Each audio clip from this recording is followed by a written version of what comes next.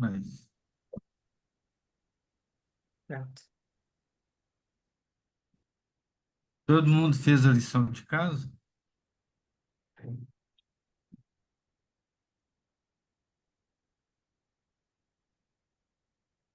Teve lição, não foi? Olha lá, só ela.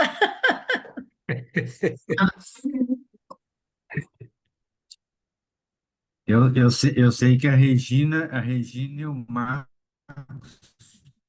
trabalharam para poder apresentar uma síntese, não foi? E também alguns. Rafael, acho que é melhor tirar o vídeo Então mesmo. poderíamos começar com você.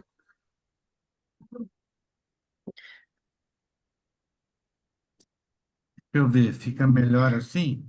É, agora, eu não sei, para mim a voz ficou mais contínua, né? Melhor ver você, mas Então, sim.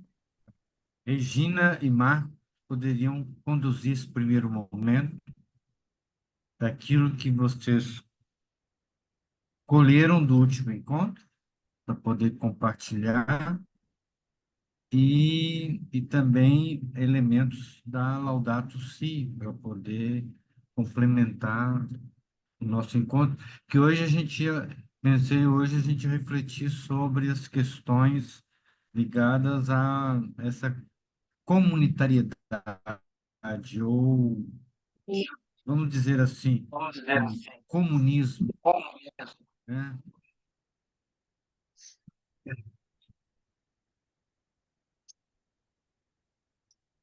Regina, dá o pontapé, depois o Mar. Pode ser, na verdade eu escrevi o resumo do que a gente tinha visto na aula anterior, que isso que você tinha pedido para a gente fazer, né? Aí eu fiz por escrito, deixa eu ver se eu abro ele aqui. Meu computador também é lerdo, gente, que é muito velho. E daí eu vou repassando aqui alguma coisa. Mas a gente leu o Salmo, né? E 104. Nós vimos ele parte por parte. Aqui, ó. Achei. Hum, E o Rafael foi explicando para a gente como que é.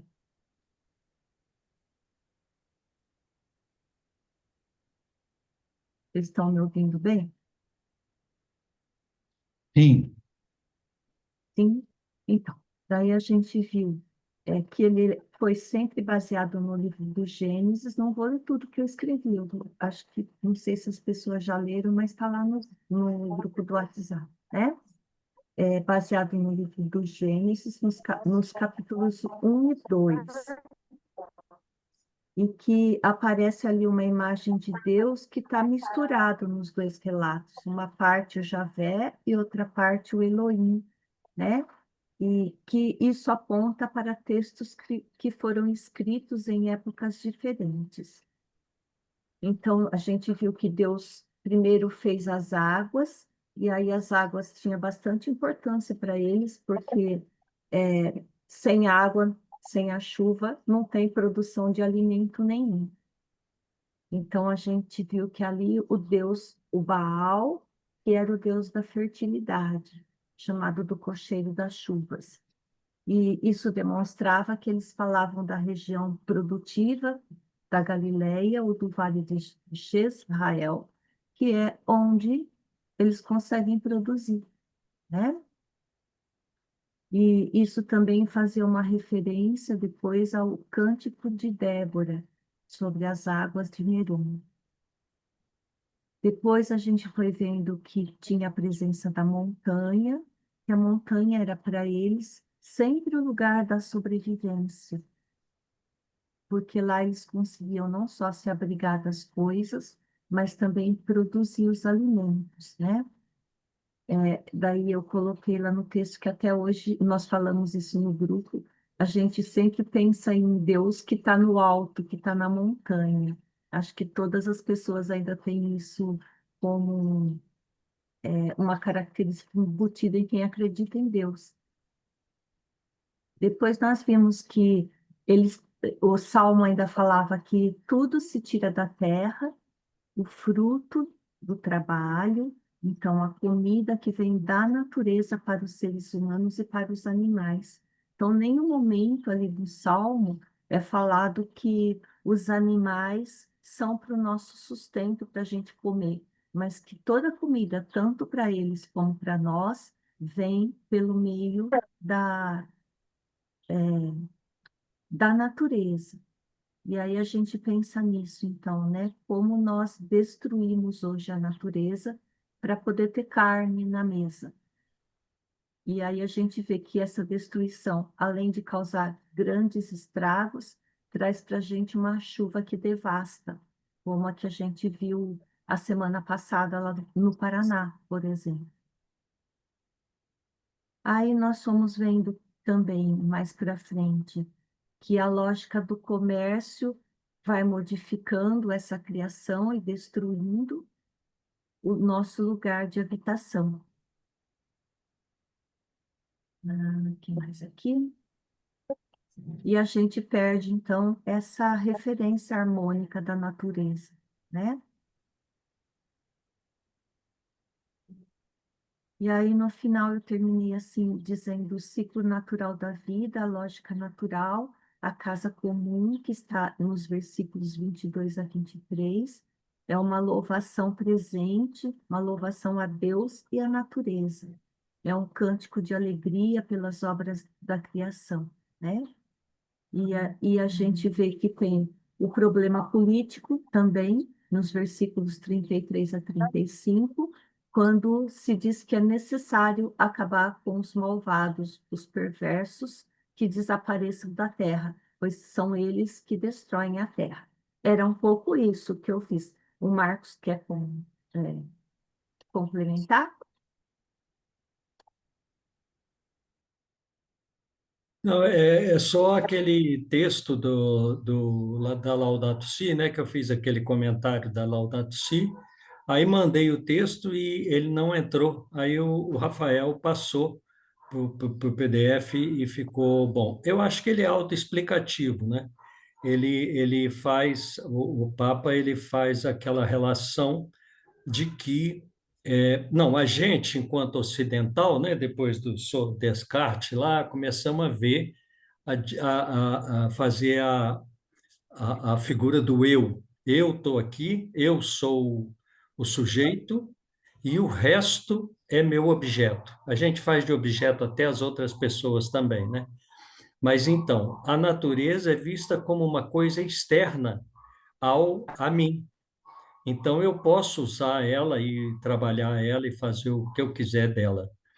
E então o Papa faz uma reforma nesse modo de pensar e pede uma conversão, né, para dizer que tudo é criação. A criação são todos, tudo é criação. Então, não existe essa coisa eu aqui e a natureza e as coisas lá. Não, eu faço parte do todo, né? É uma casa comum e aí ele vê, o Boff que fala isso, né, que todos os organismos vivos são compostos da mesma coisa, são as 20 aminoácidos e as 4 bases fosfatadas. Então, todos somos iguais, né? Ocorre uma diferença de bases, né, para fazer genes diferentes, mas a composição básica da estrutura da criação é uma só. E que o meu corpo, por exemplo, hoje, ele é resultado da terra. Ele é resultado das plantas, dos vegetais, dos animais e tal. Então, todos esses compostos químicos me fazem igual à natureza. É tudo uma criação, é tudo uma forma de ver é, é, unida, né? Essa coisa é uma só, somos um só. Então, era nesse sentido, só para a gente não ficar falando assim, uma conversão, né, uma mudança de terminologia de ficar falando a natureza, né? Fica parecendo não, a gente coloca a gente falando da natureza, enquanto nós somos natureza. Então, os povos originários, né, os índios, os africanos, né, e o próprio oriental, ele não se vê fora, ele é um microcosmo dentro do macrocosmo. Então, ele faz parte do todo, né? Ele vive junto com o todo. Né? O índio, por exemplo, não tem essa coisa da natureza, não. Ele é a natureza, ele está ali no meio, ele é uma dos componentes dessa criação. Então, era nesse sentido que eu tinha feito a observação da gente mudar essa coisa da natureza para a coisa da criação, que é a que a Laudato Si vem propor. Acho que muito oportunamente, né? Acho que era isso. Não sei se tem mais alguma questão. Ô, Marcos, o seu texto está no grupo? O Eu, texto é eu, aquele que o Rafael passou. O que eu eu, mandei. eu achei só o da Regina. Não, acima, No, está no dia. Deixa eu te falar em que dia que está. Ah, é, sei um link e não conseguiram abrir. Aí o Rafael conseguiu passar ele para o PDF. E aí ele passou, olha, está no dia.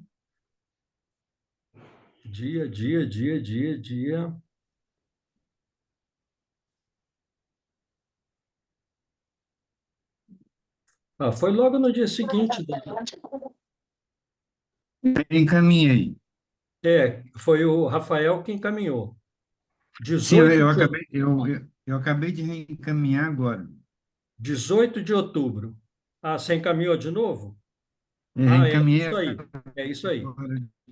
É É esse o 18 de texto. outubro mesmo. Ele é um texto que é isso que eu estou falando, quer dizer, muito melhor, né? Mas ele fala disso, é um texto pequeno, 2 páginas, mas não chega a ser. Mas é onde ele clareia essa situação da criação e da conversão ecológica.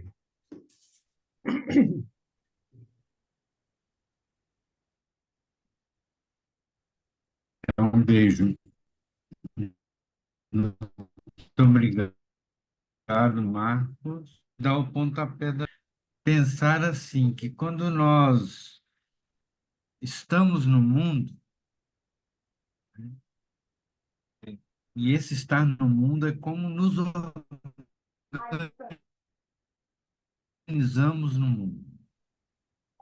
E aí a gente tem que pensar que a forma de nos organizarmos no mundo é criar as condições fundamentais de sobrevivência. Sobrevivência no mundo é a sobrevivência do corpo, é a sobrevivência da água, é a sobrevivência das plantas, é a sobrevivência dos animais.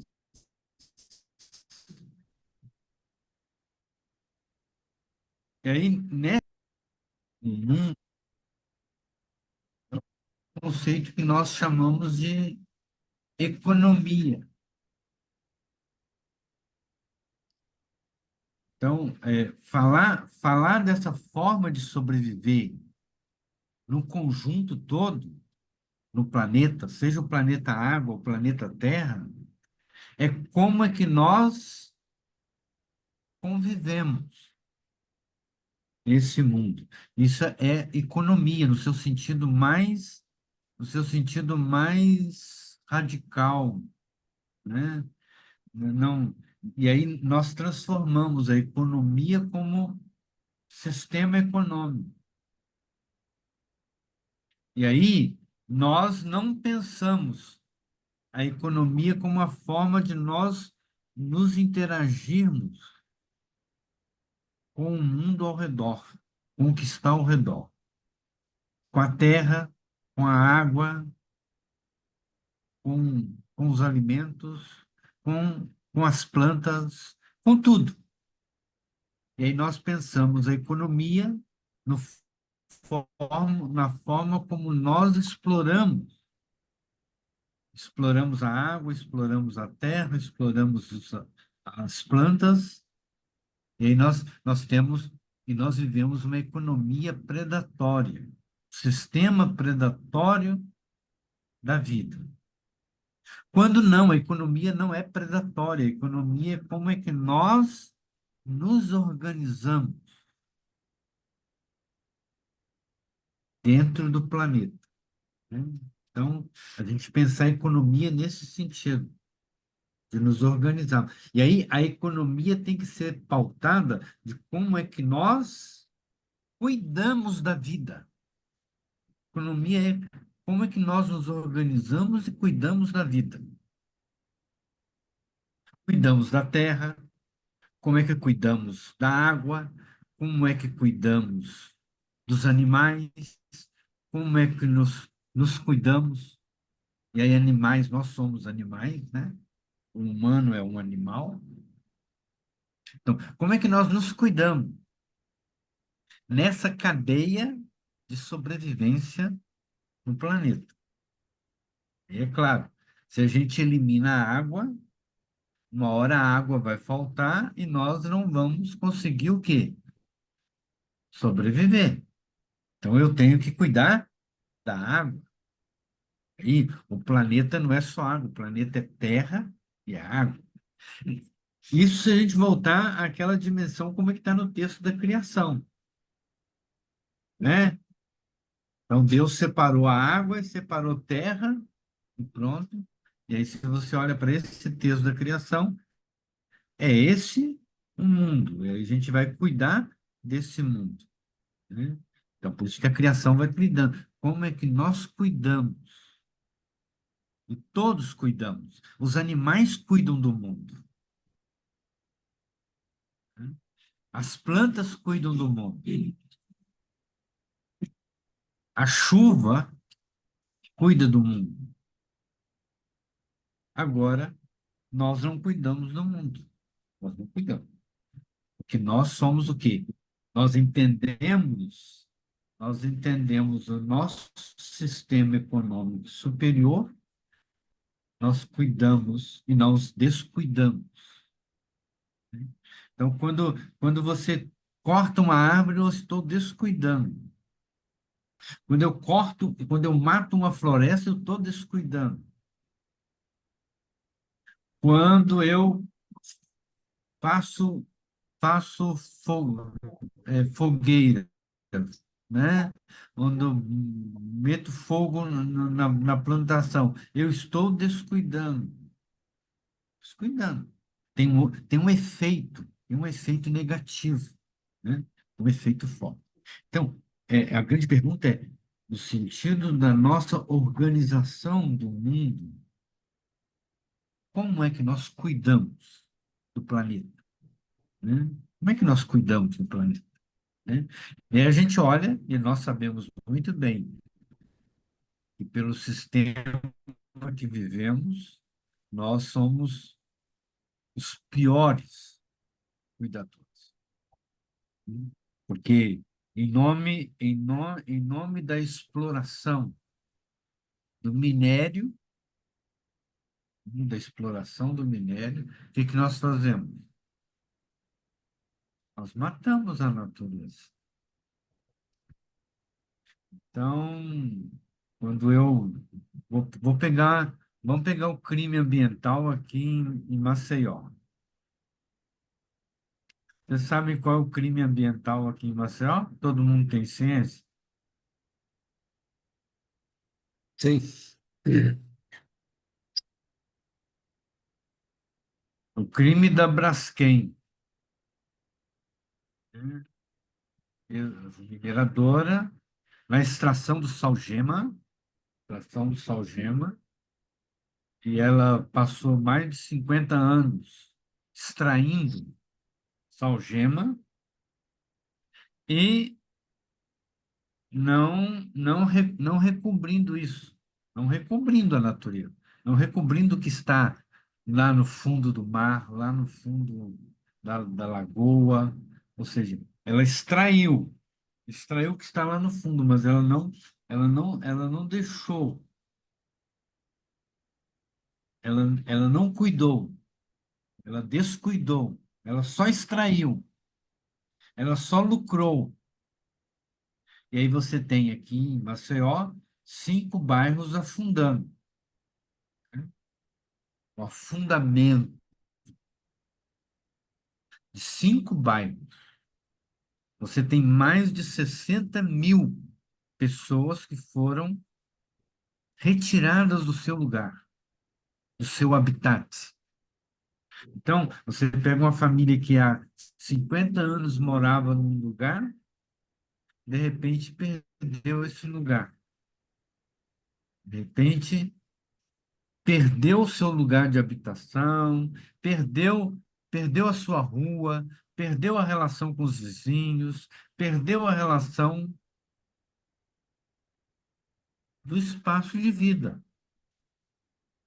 Porque não é só a sua casa que afundou, é o seu bairro inteiro que afundou. O seu bairro inteiro que foi o quê? Condenado pela mineração. Você tem o quê? Você tem uma ação devastadora e destruidora do planeta. Então, você não tem aí a reconstrução disso. Mas o que está por detrás? Uma economia destruidora. Ela não está preocupada que as pessoas perderam suas raízes, perderam seu lugar, perderam seu espaço, né? Ela não está preocupada com isso. Ela está preocupada em explorar, em explorar, em explorar. Então, isso tudo levanta para nós a grande pergunta: como é que nós estamos cuidando da terra, da água, do planeta, de tudo? E como é que estamos cuidando socialmente falando? Não é uma pessoa cuidando. Como é que estamos cuidando no conjunto, enquanto sociedade, enquanto pessoas, enquanto sentido comunitário, né? E é isso que a gente tem que levantar essa grande interrogação hoje, né? Como que comunitariamente e socialmente nós defendemos a terra, a água, defendemos o planeta, defendemos as árvores, defendemos as plantas, e como que comunitariamente nós nos defendemos, e que nós nos defendemos, né? Esses dias vocês devem ter acompanhado lá o que aconteceu no Paraná, né? Mas eu acho que o que aconteceu no Paraná também teve as brechas em vários lugares no país, né? Acho que na região de Ribeirão Preto, em Minas teve alguma coisa, no Mato Grosso do Sul. Aqui mesmo em Maceió, nós sentimos uma semana de muito vento mesmo. Sim. Então, há algo não, há algo no clima, mas há algo no planeta, algo no planeta que nós ainda não nos damos conta, que nós não estamos cuidando, né? Estamos cuidando, né? E aí muitas vezes, né, o Marcos, eu vou pensar em cuidar. Como é que eu vou cuidar? Ah, não, agora a gente tem que construir espaços de proteção. Quando vier outra ventania dessa, a gente tem como nos escondermos e pronto para poder.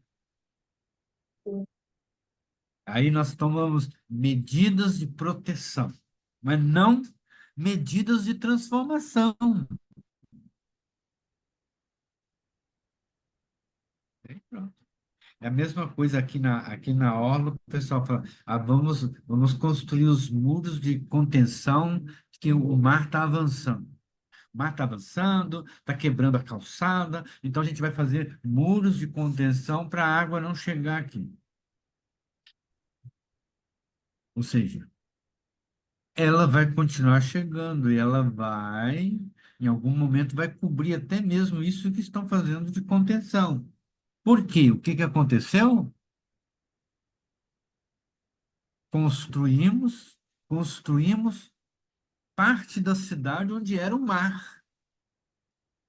Estou falando aqui em Maceió, muito aqui, porque o lugar aqui onde eu moro, que é bem aqui próximo da orla, toda a região do mangue. Todo. Isso aqui era puro mangue. Isso aqui não existia. Onde eu moro não existia, era mangue. Então, por isso que volta e meia você vai cavar um buraco aqui, você só encontra água. Era um mangue aqui. Então, o que que você tem? Nós tomamos o lugar do mangue. Lá na frente, o que que vai acontecer? O mangue vai voltar. Então, essa é uma das questões. Heloísa levantou a mão, vamos compartilhar. Boa tarde. Mas é o seguinte, eu estava aqui pensando uma coisa. Esse modo de agir, também eu acho que ele se fundamenta na noção de ser humano, né, que nós temos. Durante muitos séculos, ou sei lá, desde o iluminismo, digamos, o ser humano passou a ser considerado a obra máxima da criação, né? E superior a todas as outras coisas ligadas à criação. E isso acabou dando direito, né, a esse ser humano, nessa concepção, usar e abusar da terra, né? Então, eu tenho a sensação que agora, principalmente, né, depois dessas da aproximação com outras noções de humano, não é, como parte da natureza, como estamos conversando aqui, é que pode começar a mudar essa concepção predatória, né? E também essa concepção de natureza como inesgotável, né? Eu acho que essas condições é que estão possibilitando mudar essa concepção de ser humano como natureza também, não é? E eu acho que essa mudança não é fácil.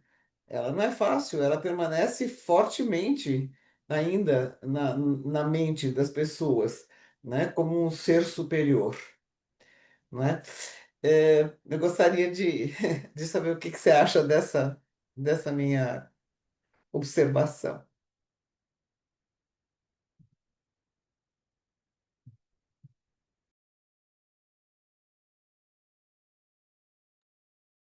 Também, Heloísa, vamos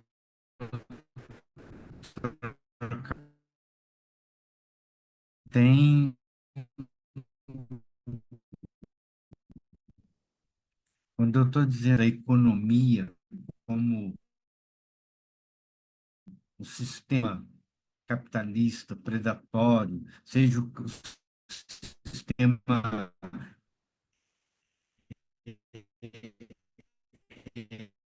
sistema moderno, predatório, ou seja, tudo isso social de supremacia política, econômica, né? E quando hoje nós estamos acordando de que pouco importa qual vai ser a organização social, de que se quase que aquele tom que está no Apocalipse, lembra? O Apocalipse lida com isso. A destruição de tudo, ela implica que vai destruir o não vai destruir dentro do mundo.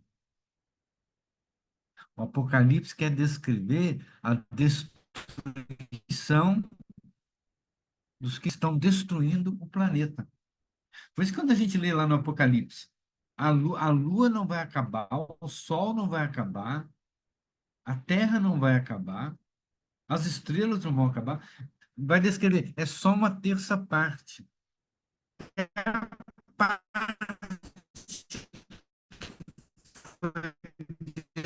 Destruída,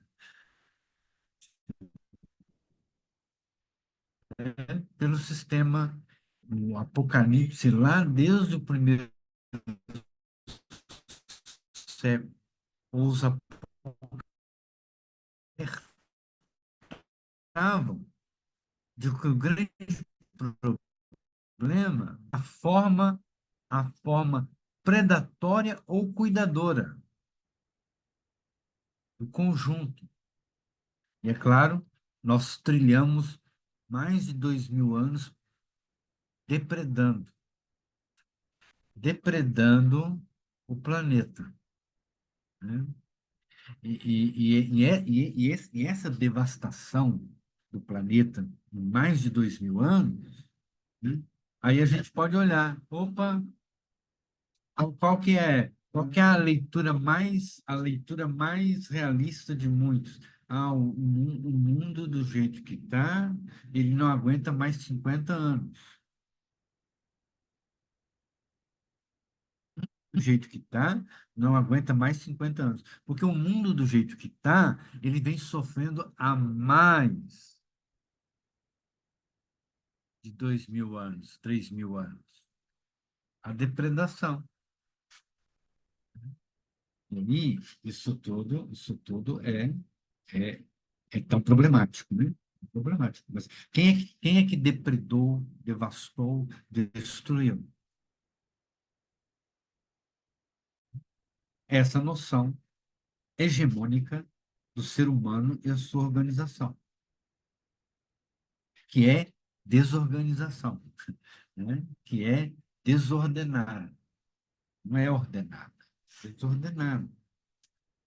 E aí, quando você vai ler, como é que isso está refletido nos textos da sabedoria antiga?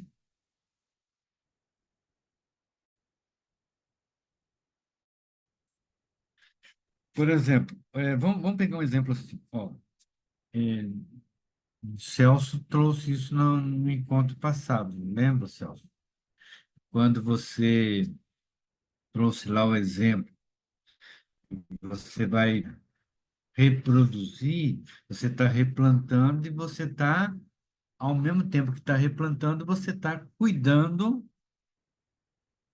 da proteção das várias plantas que estão ali numa cadeia, uma cadeia, né? Por exemplo, veneno para poder cuidar da planta. Você tem um conjunto de plantas onde você estabelece a proteção. O envenenamento, o envenenamento das plantas é quando você já trilhou há muito tempo na linha da monocultura. A monocultura, a monocultura vai exigir veneno. Puricultura não vai, porque determinada planta vai proteger a outra, né? Vai evitar. E aquele pequeno grupo de formigas que vão lá e comer um pouquinho da sua plantação, ela está fazendo o serviço dela no planeta. Está fazendo o serviço dela.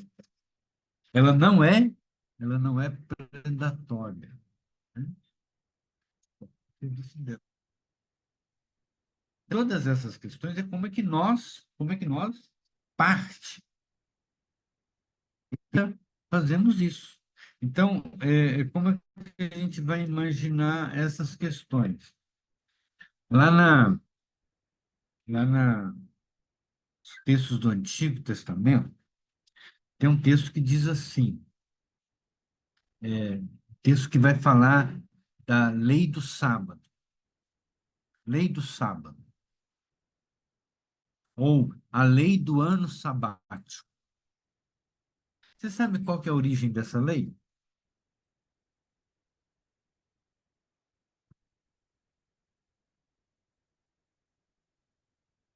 A gente pensa a origem da lei, a gente pensa pela religião. Mas qual Pela é Babilônia? a origem? A gente pensa por aí, mas como é que a gente trabalha a origem dessa lei lá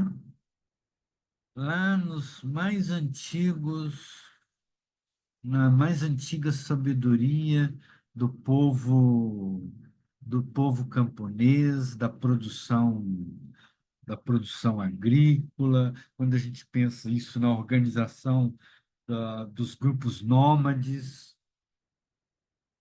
o que é a lei do sábado?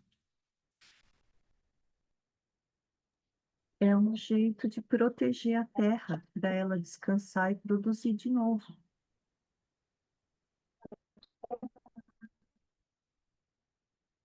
Isso mesmo, Regina.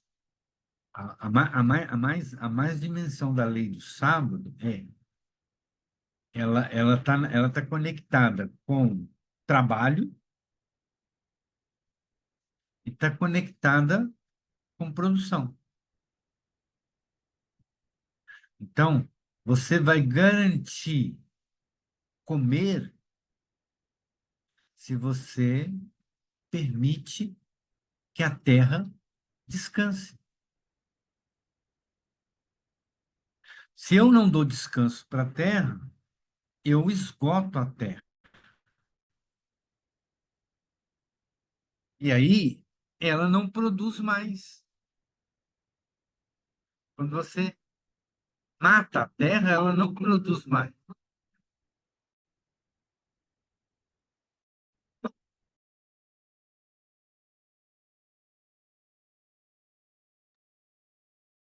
O motoqueiro doido passa por aqui. Então, veja, esse texto, sabe, vamos abrir só quem tem a Bíblia aí.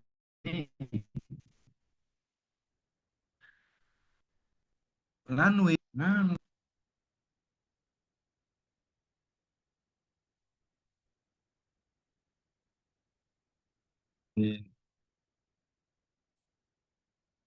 capítulo,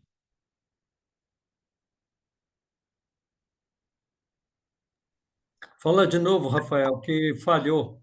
Nós não escutamos. é, lá no Êxodo,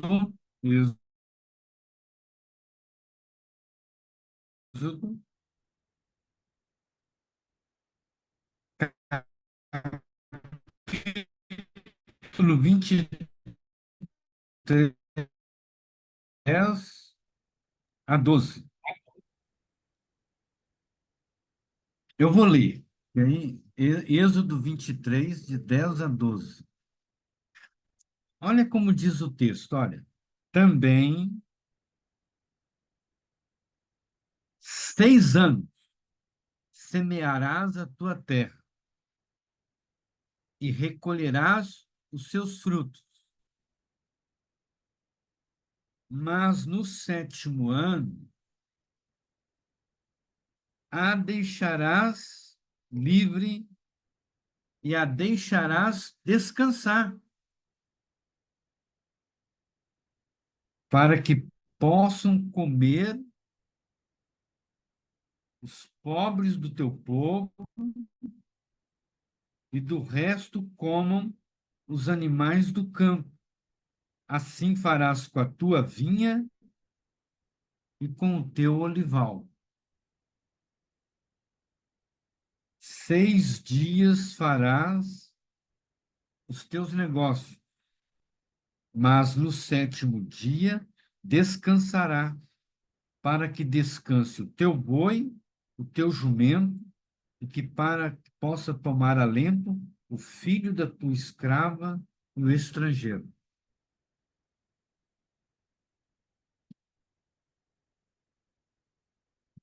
Claro que essa lei já tem aqui uma conotação de uma crítica à sociedade que explora.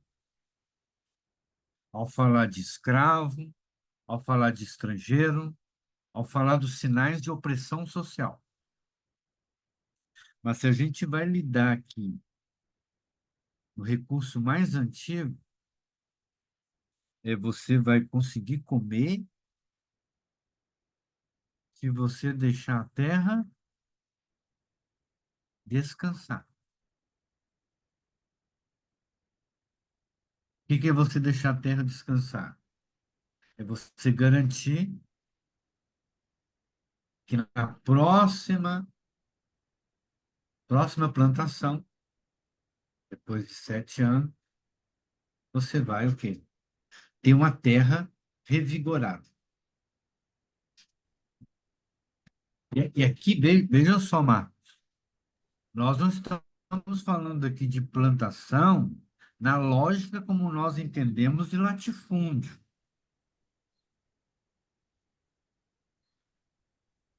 Que é a lógica da pequena agricultura do clã, da família, da tribo. Pequeno grupo que está plantando ali para sobrevivência, para viver. E vejam, não é plantar, e não estou dizendo assim que é plantar para poder vender, é plantar para comer. Veja a lógica mais antiga. Você planta, e você tem a plantação para comer. A forma como organiza aqui o mundo é para poder cuidar da comida. E esse cuidar da comida, você tem que cuidar da terra. E esse cuidar da terra é você deixar a terra revitalizar, recobrar a sua fertilidade. É a fertilidade da terra. É a lógica e a cosmovisão da fertilidade. E o que é a fertilidade? Não é só a chuva. Chuva garante essa terra ficar fértil. Você está cuidando de tudo isso. Mas o que você vai? Ó, você tem uma terra ali que você está deixando ela descansar. O que vai crescer nela? Com chuva, com tudo, vai crescer mato. A mata vai crescer, vão crescer outro tipo de árvore, vai crescer. Que você está percebendo a retomada da vitalidade da terra. E é isso, quando você se põe a plantar, você está se pondo a ver como é que a terra muda, o espaço muda, né? O lugar muda. E a convivência com esse espaço também muda, né? O Celso falava disso, né? Não é, Celso? E você plantar e você ter pássaros voltando, você ter toda uma revitalização do lugar onde está. É isso, deixar a terra retomar e ter o seu curso, né? A mesma coisa quando você fala da pesca, né? Da pesca, o peixe, né? Ou seja, tudo isso a gente tem que saber cuidar para poder sobreviver. Então, o ano sabático, a gente vai perceber, o ano sabático na sua mais antiga origem tem a ver com isso. A sobrevivência, a sobrevivência do planeta, a sobrevivência da Terra, a sobrevivência de quem vive na Terra. E aí lembro do Salmo, ser humano criado para poder comer da terra. E para eu poder comer da terra, o que que eu preciso fazer? Cuidar da terra. Se eu não cuido da terra, eu não vou sobreviver. E aí vejam o que é importante a gente perceber que a terra aqui, se cuidar da terra, é cuidar da roça, é a visão camponesa. terra aqui não é a terra enquanto país, é cuidar do espaço onde eu estou buscando sobreviver. E aí veja, isso vai garantindo a sobrevivência dos diferentes grupos na Terra. A Neide podia perguntar assim, mas como é que eles iam sobreviver se todo mundo vai deixar naquele ano a terra descansando? Vai plantar o quê? Vai comer o quê? Se a terra descansa,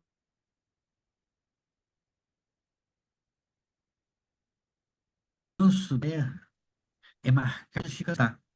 E aí, não é que todos começaram a plantar no mesmo momento, né? E aí vai o quê? Estabelecendo o ciclo da produção, o ciclo do descanso. No ciclo da produção, o ciclo da fertilidade, da revitalização, né? Então, não é a exploração total da terra, né? Ele vai plantar o quê? Vai plantar para comer. Ó, imagine, o Marcos lá no seu espaço, a sua terra vai estar descansando. Aí como é que ele vai sobreviver se sua terra está descansando? Como é que a sua comunidade vai sobreviver se a terra está descansando? Vai na comunidade, no grupo vizinho. Vai sobreviver com quem? Com o grupo vizinho, com a terra e a produção vizinha. E assim vai o quê? Vai revezando o quê? Essa lógica do descanso. E aí eu estou revitalizando o quê? A comida para todos, porque no fundo, aí entra o sentido comunitário da produção, sentido coletivo da produção. Terra, terra é para todos. Comida é para todos, né? E aí está dizendo aqui, né? E aí, vejam, nesse texto do Êxodo, já tem a marca da exploração, porque vai falar dos pobres, vai falar do estrangeiro, é claro, vai falar numa sociedade que já produziu pobres. Quando é que a sociedade produz pobres? Quando você tem o quê? Uma outra lógica no cuidado da terra, que não é a lógica mais do cuidado, é a lógica da exploração. A exploração da terra, ela gera empobrecimento, né? Mas queria ver o que vocês acharam desse primeiro texto. Ô, Rafael, antes só queria. O que está na base dessa. Quando você fala lógica, quando você se refere ao capitalismo, à exploração, à coisa do petróleo, do minério, do sal-gema, tá? Isso aí está dentro de uma lógica, né? Aquela lógica lá de trás era a lógica da vida, vamos falar, do cuidado com a vida, né? Com a manutenção da vida, comer em vez de vender. O que está na base disso, quer dizer, anterior a essa sua atitude, a essa sua ação, a esse seu procedimento, é a espiritualidade que está tocando, né, não? Eu posso dizer que o que está na base é qual que é a minha espiritualidade em relação à natureza, em relação ao meu bem-estar e não me preocupo com os outros. Isso é um modo de pensar, uma lógica, é, que é a espiritualidade que está na base disso. Posso pensar assim? Sim, pode pensar assim. O que está na base é o sentido que damos para a vida. Então, O sentido, qual que é o sentido de viver, né? e isso chama espiritualidade. É uma espiritualidade. Por exemplo, quando eu estava acenando aqui para o texto, quando ele fala de pobres, fala de estrangeiro, claro e evidente que ele está falando de uma sociedade que está matando tudo isso, que é a lógica tributária. Uhum. Que era o tributo? Tributo era uma forma de pagamento de exploração que o Estado retirava do trabalhador, do homem do campo, do homem das montanhas, para poder o quê? Alimentar o Estado, sob uma bandeira de proteção. Protegia nada.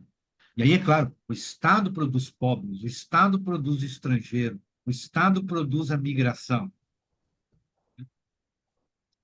Que é isso que está na crítica que o texto quer fazer. Ó, lá atrás nós temos que cuidar da terra, porque nós não temos o quê? Essa dimensão do empobrecimento. Né? O empobrecimento é sinal de que a sociedade está a coisa falhou, a questão falhou. Porque aí não tem comida para todos, tem exploração.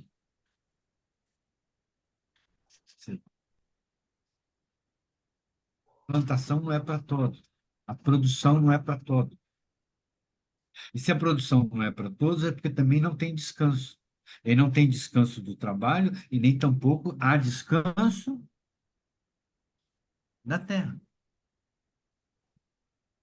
Por exemplo, quando a gente anda aqui por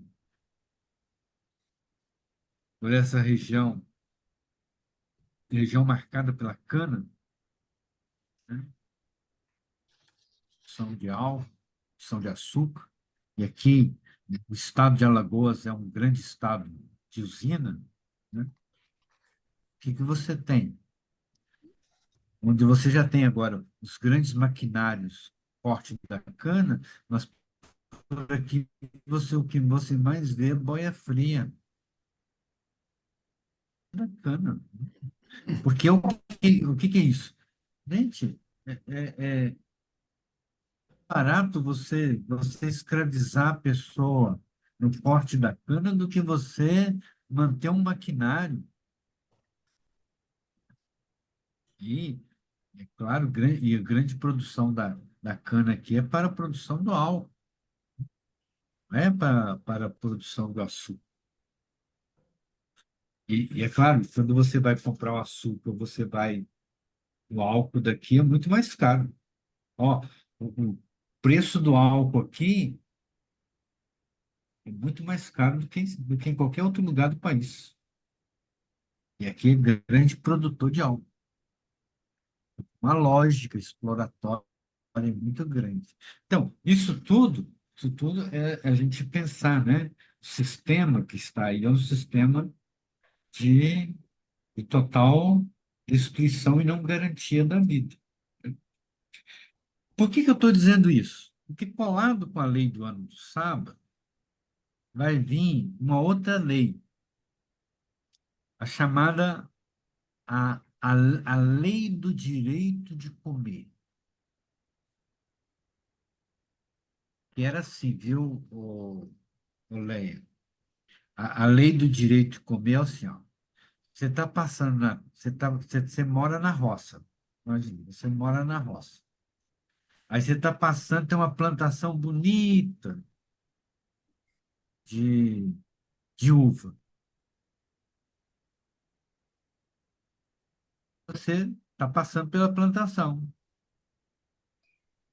Você pode comer à vontade. Que a produção, aquilo ali é para comer. A produção que está ali é para comer. E com um princípio. Esse direito de comer é para que não tenha pobres, para que não, para que não haja pobres. Ó, abram aí Deuteronômio, capítulo 23.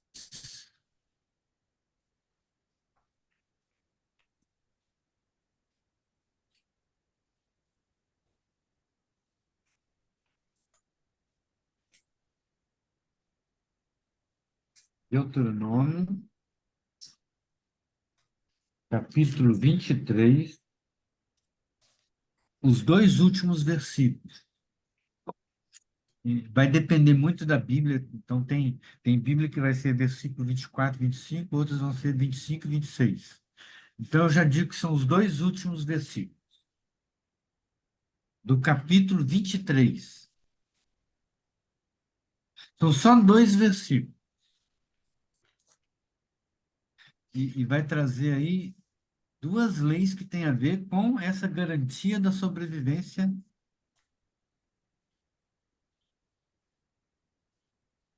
da Terra. Encontraram? Sim. Sim. Quem podia ler?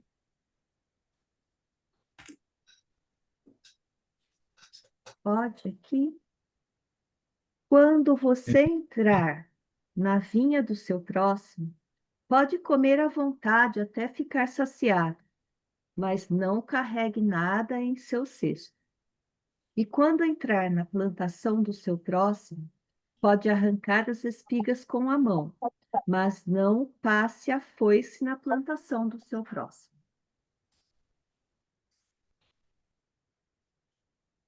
O princípio é este. Está passando na vinha do vizinho. Você pode comer até se saciar, mas você não pode colocar no vaso ou colocar no cesto. Aí você pode passar na plantação do teu vizinho, mas você não pode passar a foice para colher. Você não pode usar a foice nem o cesto. Mas o que que diz o princípio aqui? Você pode comer até se saciar. Você pode levar as espigas com a mão.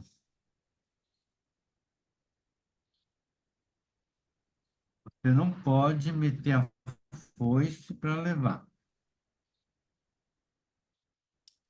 que está aí por detrás?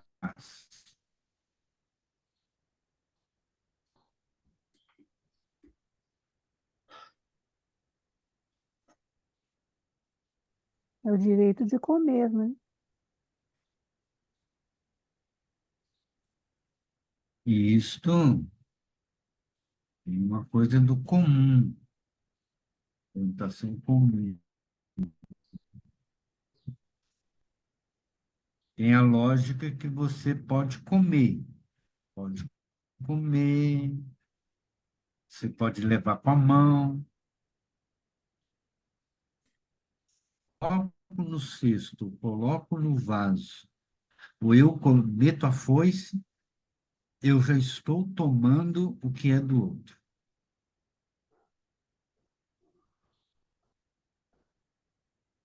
Tomar o que é do outro implica em roubo.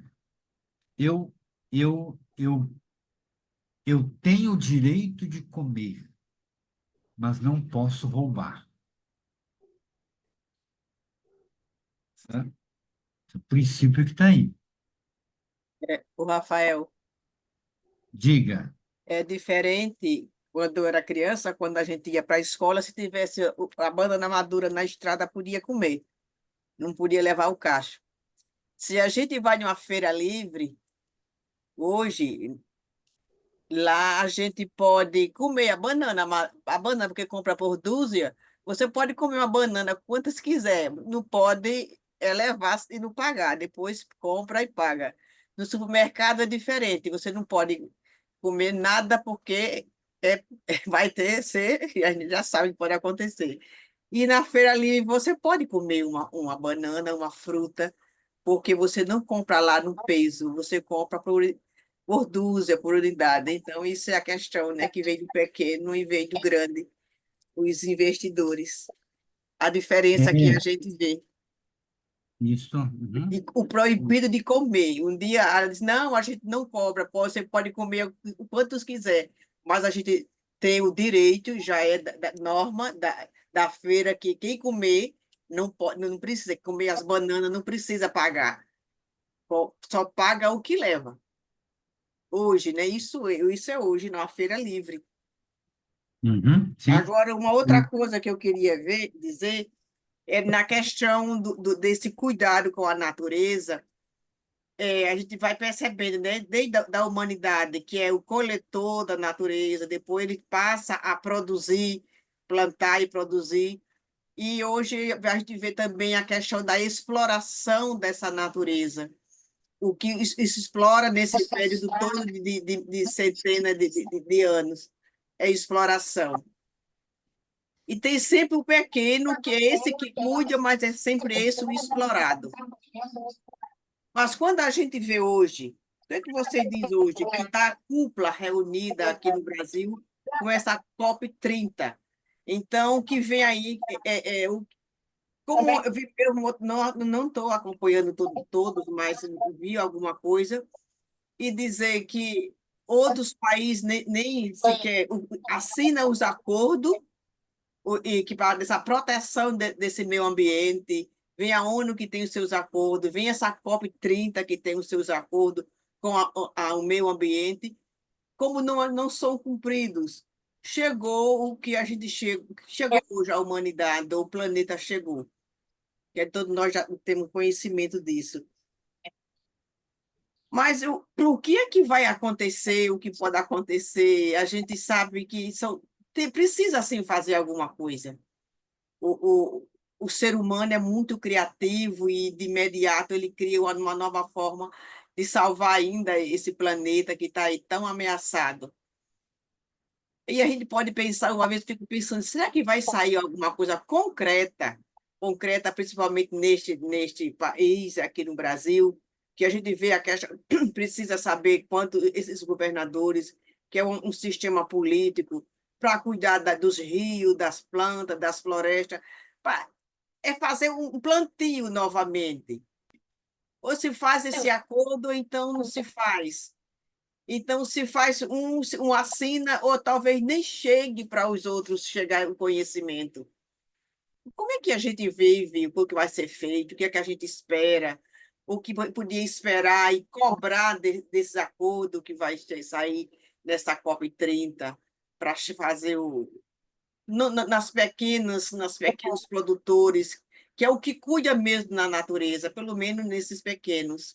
Porque os grandes são os grandes, que a gente sabe que avança a cada dia com o setor imobiliário invadindo onde não deve ser invadido. São tanta coisa nesse mundo aí tão desajustado que está esse planeta, que é o cuidado que já vem dizendo diante da lei: cuide da terra, deixe descansar, e cuide do outro lado, plante.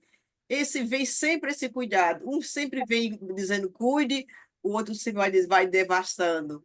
Mas acho que o cuidado chegou menos e o devastador avançou muito mais para chegar no momento que a gente está vivendo agora, que é o futuro. Mas você disse uma coisa bonita no Apocalipse. Vai passar e vai levar só um terço da humanidade. Um terço, né? Se vai levar só um terço, então me alegrou ainda, porque vai ficar muita coisa ainda no Apocalipse. Não vai ser tudo destruído ainda. Esse fica ainda na esperança desse devastador que vai ser agora, nessa revolta da natureza. Pode-se imaginar que leva só um terço, não vai levar um todo, nem a metade. É isso que eu não sei. Mas são coisas assim que a gente vê no teu cuidado, nessa leitura, que a gente vai fazendo com essa natureza, né, tão bonita, que Deus cuidou, e o ser humano faz essa destruição tão rápido. Obrigada pela escuta. Bem, então. Não, mas você tocou numa coisa que, quando você tocou na questão da feira, eu lembro que acho que faz uns 40 anos atrás, faz uns 40 anos, uma missionária, Nenuca, trabalhava com a população de rua em São Paulo, ali na Baixada do Glicério, São Paulo. E ela teve naquele momento uma leitura sobre a feira, porque debaixo do viaduto do Glicério acontecia a feira livre, toda semana. E ela vendo que muitos fim de feira, então ela começou a fazer todo um trabalho com os moradores, e aí a fazer essa coleta. E é por isso que toda semana tinha a chamada sopão do glicério, onde as pessoas, e era só para os moradores de rua, e cada qual vinha com a latinha de leite ninho, a sua latinha velha, que era o seu utensílio de comida, né? E pegando aquela sopa, que era o que ia comer nos outros dias. Mas era muito esperada a feira. E aí era a garantia de comida por mais tempo, ou de comida, evidentemente, para toda uma população. E com isso foi o quê? Foi trazendo um alerta, ou seja, o que eu vou fazer com esse produto que eu vou jogar fora? Né? E aí a grande interrogação sobre os grandes supermercados, né? Os grandes supermercados jogam fora os alimentos para não dar para ninguém, né? E, evidentemente, uma confrontação contra essa lógica. Que o que que é a lógica? A lógica é para poder dizer que a fome não é uma questão natural. A fome é uma questão social. E aí é inconcebível, com toda a produção que se tem, ter gente com fome. Isso não só no Brasil, no mundo inteiro. No mundo inteiro, não era para ter nenhuma pessoa passando fome, com a tamanha produção que se tem de alimentos. Então, o que traz aí o princípio da Nenuca, que com os sofredores, moradores de rua, o princípio da partilha é o princípio da contraposição. Ela alertou os feirantes, ele, é claro, é o pequeno feirante, dizendo: olha, toda essa alface aqui que você já está ficando murcha, você vai vender? Não vai vender. O que que você vai fazer com ela? Ah, você vai dar para os porcos. Mas tudo isso aqui que sobrou, vai para os porcos? Isso vai estragar.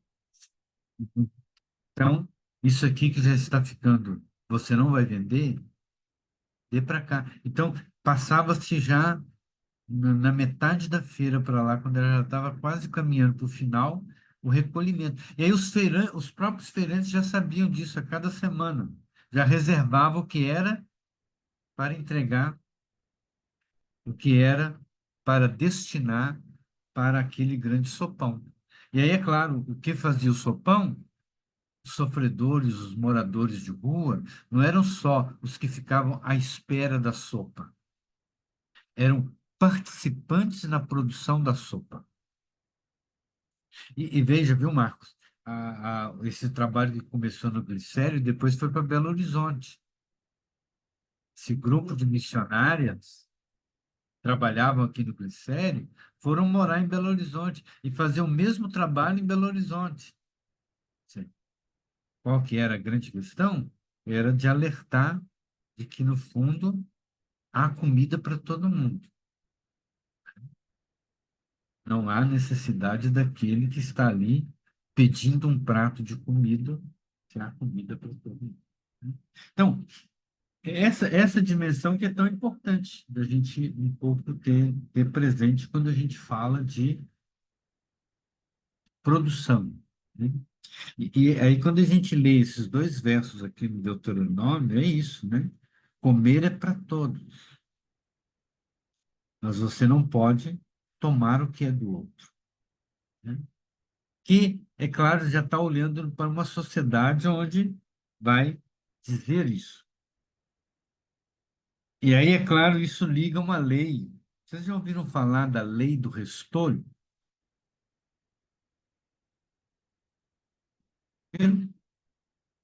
Sim, O que que você me diz, o que que é a lei do restolho?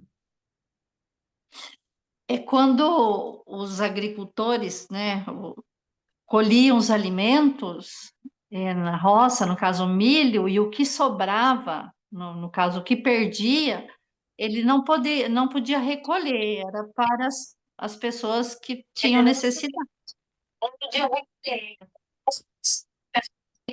Ai, tá cortando. É isso, né? Ele não pode fazer a segunda, ele faz a primeira passada e o que ele colher, ele leva. A segunda passada, o que ficou para trás, deixa para o pessoal vir catar. Eu vi isso acontecer nas plantações aqui na beirada de aqui na cidade próxima aqui, acontecia isso. Depois que eles faziam a colheita, vinham as mulheres sempre as mulheres, com às vezes criança também, com a sacola, com o balaio, e pegavam um monte de coisa, feijão, milho que estava plantado e levava para casa sem voltar. Tudo bem, Marcos, isso mesmo. Muito bem, Neide, é isso mesmo. A produção que fica não pode ser recolhida de novo. Sabe onde está isso na Bíblia? Deuteronômio, capítulo 24. Está bem perto desse aqui, que nós acabamos de ler. Capítulo 24, versículo 19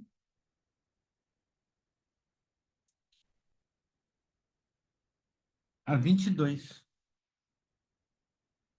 Capítulo 24, 19 a 22.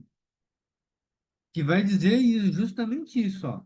Quando no teu campo você for fazer a colheita, e esquecer uma gavela no campo, não voltarás a rebuscar. Quando você sacudir a plantação, a uva, você não vai voltar a rebuscar, porque o que ficou no pé é do pobre, é do órfão, é da viúva. Já está dizendo claramente para quem que é, e aquilo é direito, que tem o direito a comer. Então, é claro, está olhando para uma sociedade onde você já tem o quê? Você já tem as camadas que estão sofrendo naquela sociedade. Diferente quando a gente vai ler essa dimensão da lei, quando a gente lê no livro de Ruth. Lembra lá no livro de Ruth? A Ruth vai o quê? Ela vai no campo para poder pegar o quê? O resto da colheita. Mas o que que a gente tem lá no livro de Ruth? A admiração de Noemi, porque Ruth voltou com o cesto cheio. E aí, quando Ruth está lá para poder pegar o resto, o o dono da plantação, que era Booz, vai dizer, ó, fala para o capataz, fala para os trabalhadores que podem deixar cair espigas boas. Então, é sinal de que quando estavam escrevendo a novela de Ruth, essa lei não é mais como a gente lê aqui no Deuteronômio. de que o que ficou no pé é do pobre, é do estrangeiro. Não, nem o que ficou no pé é do pobre e do estrangeiro. O que é do pobre? O que caiu no chão. E o que cai no chão? O que não presta. Por isso, tem a ordem que podem falar para os trabalhadores que podem deixar cair. Porque o Boaz quer que Ruth volte no outro dia. E para ela voltar no outro dia, o que era necessário? Ela levar coisa boa. Se ela não conseguir coisa boa, para onde que ela vai? Ela vai para outra plantação. Ela não vai voltar naquele lugar onde não tem o que comer, né? Então, a novela está montada e está mostrando como é que era a lógica já nessa época. A lei do restolho é a lei do resto mesmo que está no chão. Não é, não é a lei do que ficou no pé. É a lei que ficou no chão. Isso já muda a figura. Então, para a gente poder perceber que nesse quadro todo, o que está dito aí? A garantia de comida e de sobrevivência passam por leis que estão dando a dimensão social da produção da terra. E essa dimensão que é tão importante, isso que o Marcos lembrou, né? Quando a gente olha no interior, são as coisas que mais acontecem isso, né? Numa feira no interior, numa plantação no interior, você pode passar, você pode comer, que ficaria pronto. Agora, vai passar por uma plantação de um grande proprietário. Primeiro, você nem tem acesso porque é muita cerca, né? E se você passa essa cerca, você é recebido a bala, né? Hoje, né? Hoje, porque, no fundo, a lógica os grandes latifundiários são os donos da bala, né? A bancada do boi e da bala sempre anda junto. Claro, não podemos esquecer a bancada da Bíblia, né? Bíblia, bala e boi sempre andam juntos, né?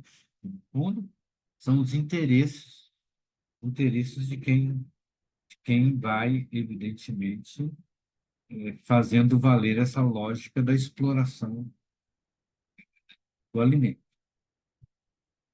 E é essa a dimensão que está aí. Então, é muito importante isso para a gente poder refletir nessa questão da comunitariedade, olhando para a lógica da produção, né? A gente pensar que textos como esse que estão no Deuteronômio são textos que precisam que sempre ser revisitados. Aí sempre vão dizer, mas isso é uma lei antiga, não vale mais. Mas são essas leis antigas que precisam ser o quê? Retomadas.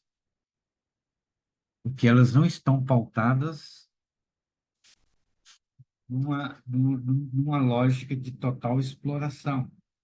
Ela passa por uma crítica, que já está começando a enxergar que o caminho está tomando outros rumos.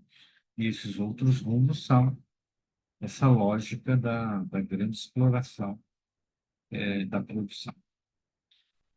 Queria ouvir vocês agora dentro dessa dimensão para nós.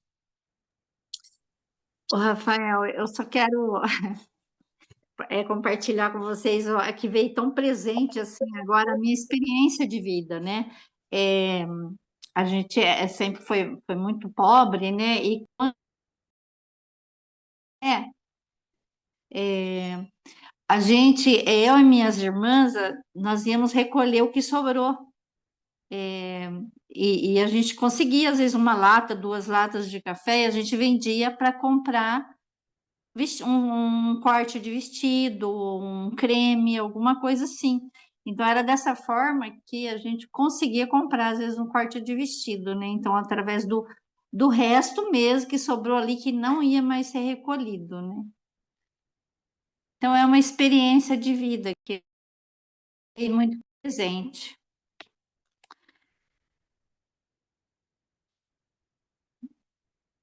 Muito bem. Muito bom. Celso?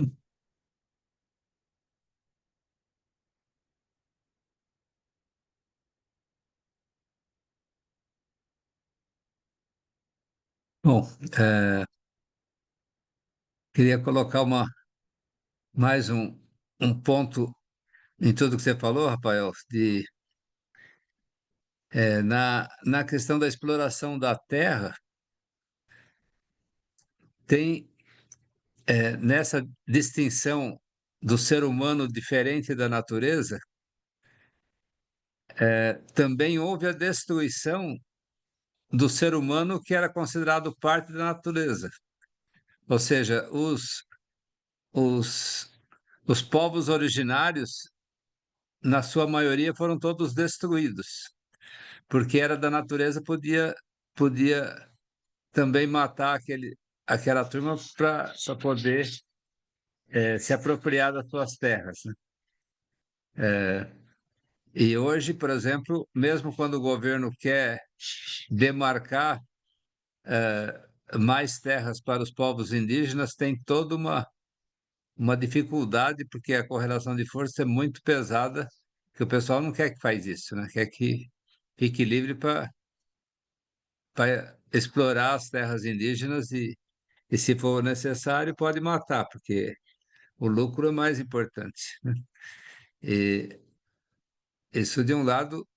Por outro lado, agora na COP30, relembrando o que foi falado, há uma discussão para porque são os povos originários que defendem ainda a terra e as florestas de pé, né?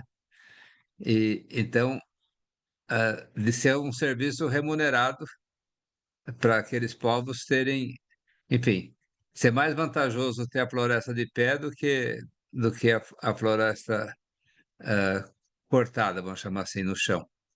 Então, é um embate aí entre as duas visões de mundo, né? Mas, pelo menos, isso é uma coisa que faz parte da resistência e de como ter uma outra dimensão aí. Mas é uma luta pesada. Eu quero também dar uma experiência de quando eu visitei lá a Prelazia de São Félix, a gente foi conhecer uma uma tribo indígena que já estava dominada que eles tinham se acabado como tribo, mas a gente foi visitar uma outra que prevalecia o espírito ainda dos povos ancestrais. E eu fui conversar com o cacife,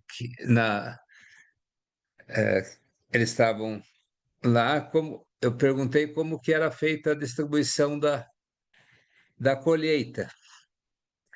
E fiquei muito surpreso com a resposta. Não importava o número de cada família, os adultos de cada família iam trabalhar no campo, na roça.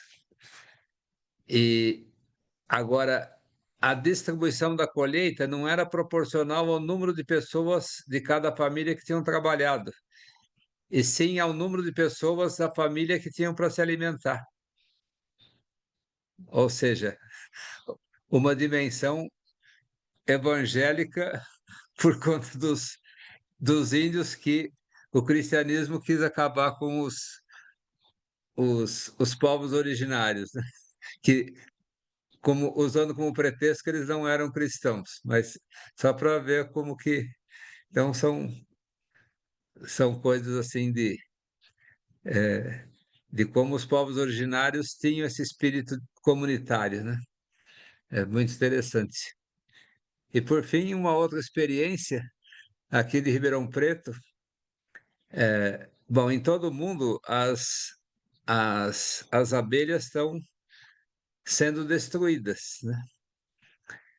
E aqui em Ribeirão, sobretudo por conta da monocultura, da cana-de-açúcar, as abelhas não estão mais conseguindo viver no campo, porque não tem mais alimento para elas.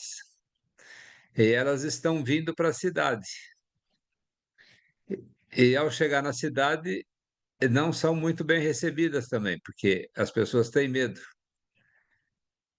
E aí, só destacando o trabalho de uma pessoa que eu conheci, era o pai dessa pessoa foi pesquisador de abelhas, então eu já tenho todo um cuidado.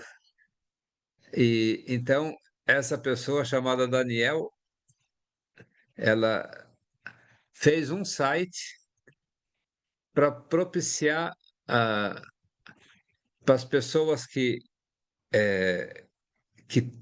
que recebem as abelhas, ao invés de destruir, normalmente as pessoas também chamavam o corpo de bombeiros para tirar aquelas abelhas. E o corpo de bombeiro tinha o critério, o mais simples era botar fogo no enxame de abelha. E ele começou a fazer um trabalho junto com o corpo de bombeiros para não destruir, sim saber como coletar aquelas abelhas e levar para quem trabalha com abelha, né? Com os apicultores. Então, se formou uma rede de apicultores para receber esses enxames de abelhas. Então, ao mesmo tempo que tem destruição, tem as resistências. É claro que o ideal seria não ter mais a monocultura, mas enquanto não acontece, tem outras formas de resistência. Então, só para dar esses exemplos aí de, de superação, digamos assim. Tudo bem, Celso, obrigado.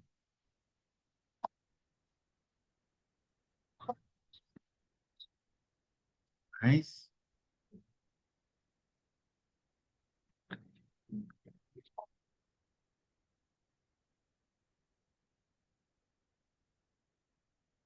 isso que o Celso traz nos remonta para que, no fundo, a gente tenha que ler alguns textos dos evangelhos ou das primeiras comunidades, onde se trabalha a dimensão de uma outra economia.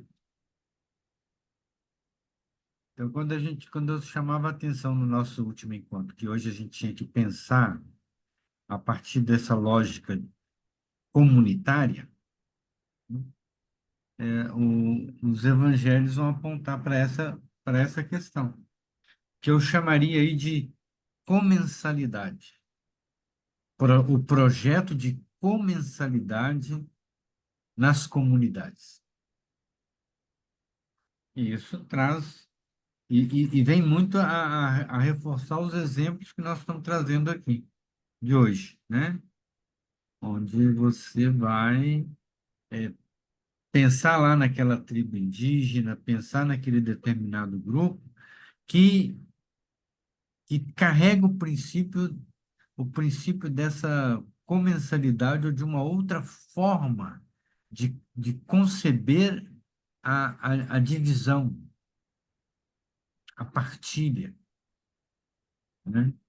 Então, o partilhar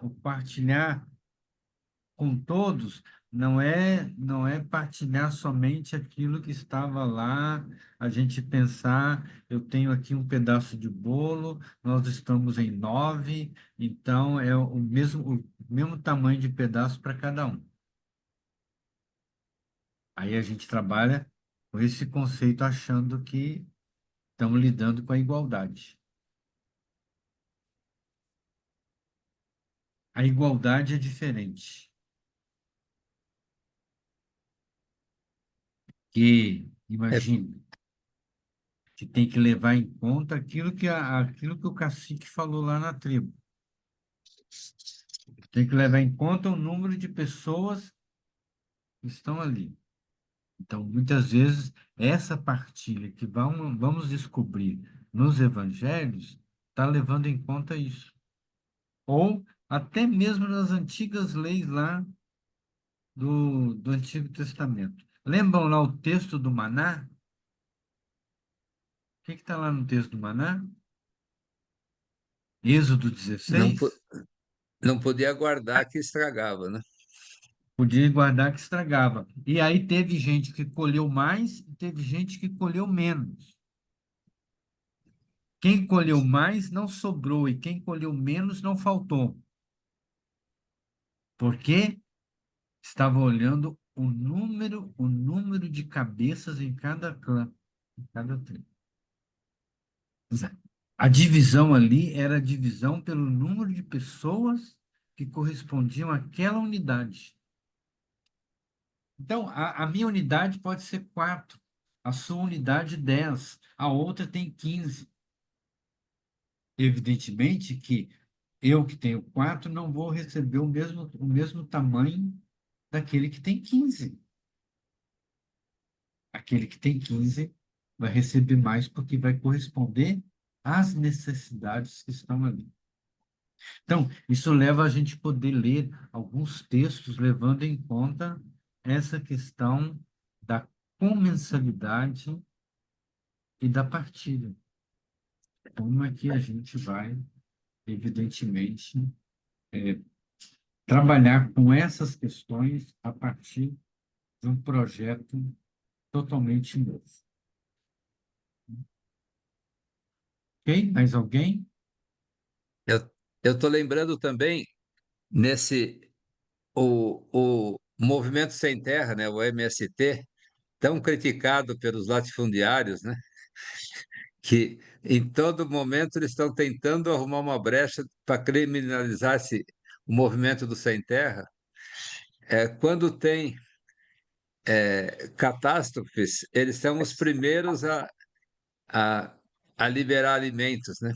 E na Covid, por exemplo, eles foram extraordinários em termos de alimentar populações enfim, a solidariedade do MST é enorme, é exemplo para todo mundo.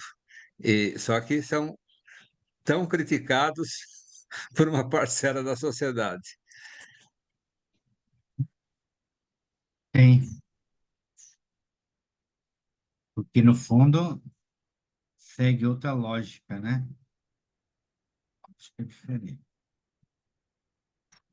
É claro, a lógica da solidariedade e da partilha não cabe na lógica da exploração.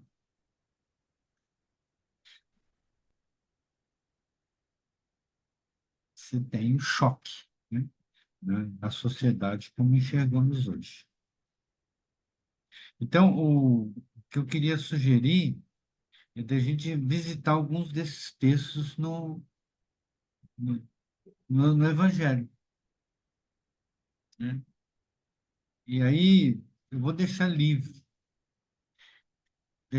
assim, cada qual pense um texto que trabalha esse tema, a comensalidade.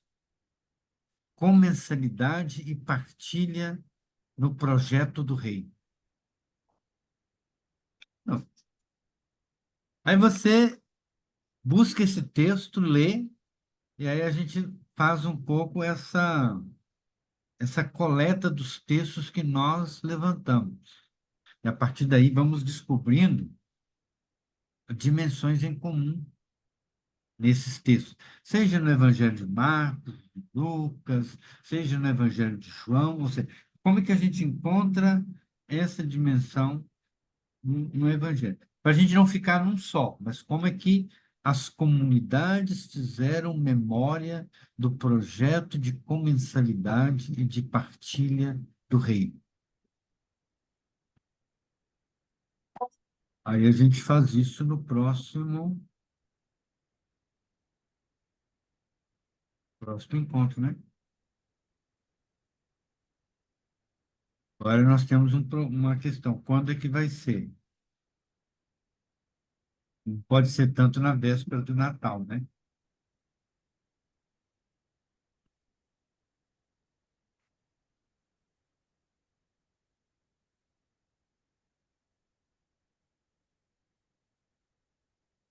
Deixa eu ver aqui a agenda.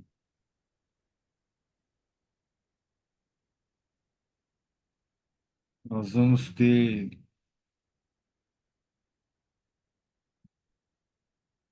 Que aí dia 20 fica muito próximo, né?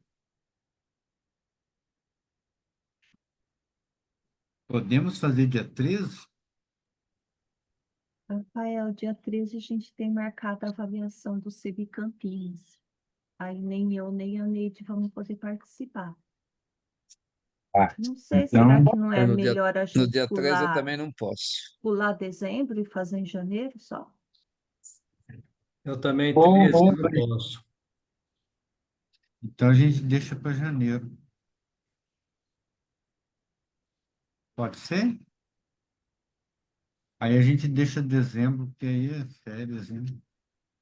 Natal, ou... Aí a gente pode fazer lá no dia 17 de janeiro.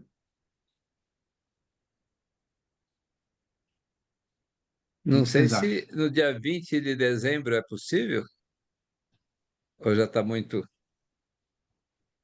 Eu não consigo, gente. Já para janeiro mesmo, que é muita confraternização, que já começa em dezembro. É muita gente. É, já é o encerramento de outra coisa. Vamos fazer assim. A gente deixa para janeiro, mas a gente deixa assim até dezembro ali no grupo aberto, grupo ali, é compartilhar os textos que você refletiu. Aí a gente um pouco já chega em janeiro, já sabendo quais os textos para a gente poder. Pode ser assim? Pode. Desde E que aí, tenha quem sabe, possibilidade. o texto vem também acompanhado já de alguns apontamentos. Como é que, né?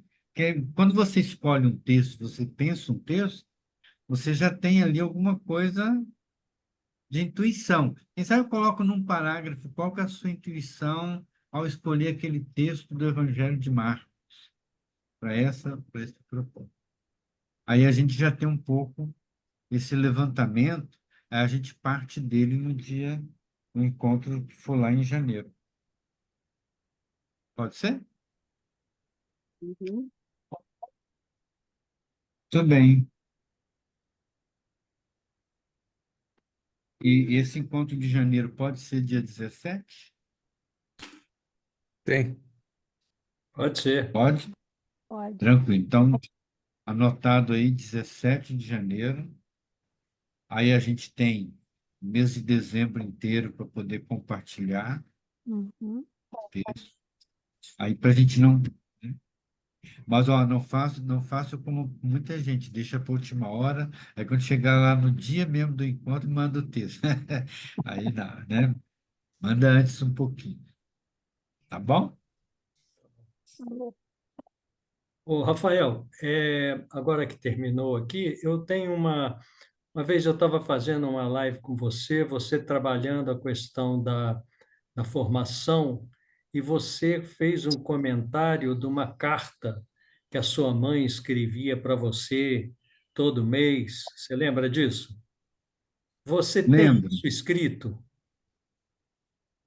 Porque eu estou Se eu tenho trabalhando escrito. com um grupo aqui sobre essa coisa da, da, da- das diversas formas de ver as coisas e dos textos, e eu lembrei dessa fala sua, eu queria ver se eu recuperava isso. Você tem isso escrito? Você está perguntando se eu tenho escrito dessa forma ou se eu tenho as cartas da minha mãe? Não, não, o escrito dessa forma, nem a carta da sua mãe, não. É o que sua mãe falava para você, que se ela tivesse escrito para a irmã dela, né, teria escrito, contado a história daquele mês, mas de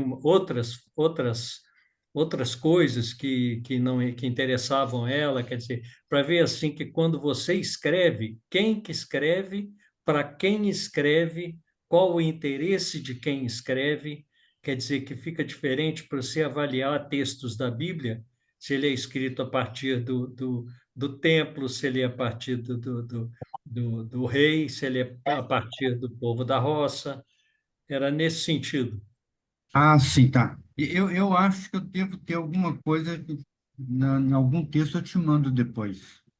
Você me cobra lá no particular, que é Tá, alguma coisa sobre memória e oralidade.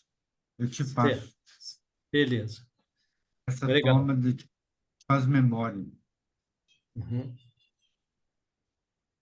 Muito bem, a Heloísa precisou sair. Tá bom, gente? Muito obrigado. Tá ótimo. Sim. E uma boa semana para todos.